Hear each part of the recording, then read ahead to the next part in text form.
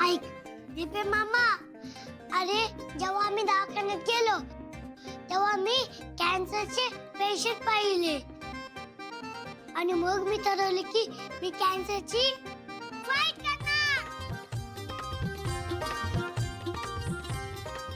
अरे हा, आम्हाला सगळ्यांना माहितीये आमच्या सिम्बाला काहीच होणार नाही.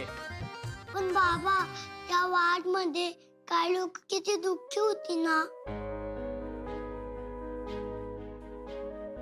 हो, छोटे सरकार आजारी असल्यावर अजून काय होणार आहे?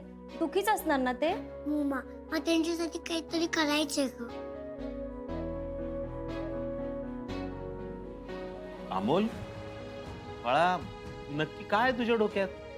बापू, अहो पेशंट आजारी असताना त्यांच्या घरातल्यांना त्यांचे किती टेन्शन असतं ना. होय बाळा, ते तर आहेच की. बापू, मला त्यांना आनंद नाही करायचं, त्यांच्यासाठी काहीतरी करायचं मला. बापू एक मिनिट बाळा, म्हणजे तुला असं म्हणायचंय का की तुला त्यांचं टेन्शन घालवायचंय? हो मा, म्हणजे मला त्यांना एक दिवसासाठी तरी खुश करायचे.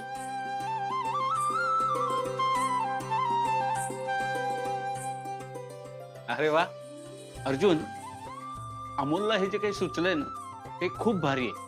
काय याच्यामुळे एखाद्याचा जीव वाचू शकतो. हो खरं ना. हो, पण अडचण ही आहे या ठिकाणी की आपण त्या वॉर्ड मध्ये जाणार कसे?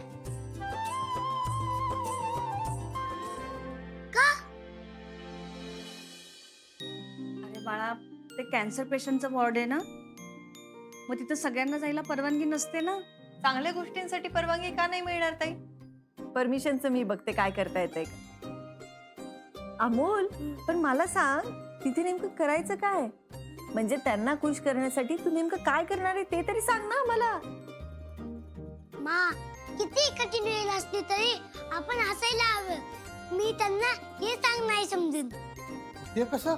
अहो बाबा, त्यांच्या बरोबर वेळ घालून आणि एन्जॉय करून. वा वा वा वा.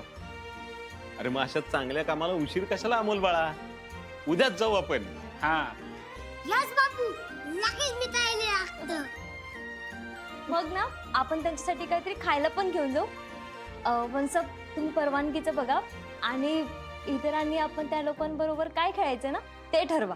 हो चालेल. बरं, मी लगेच एकदा फोन करते. हा, आलेच. अमोल बाळा,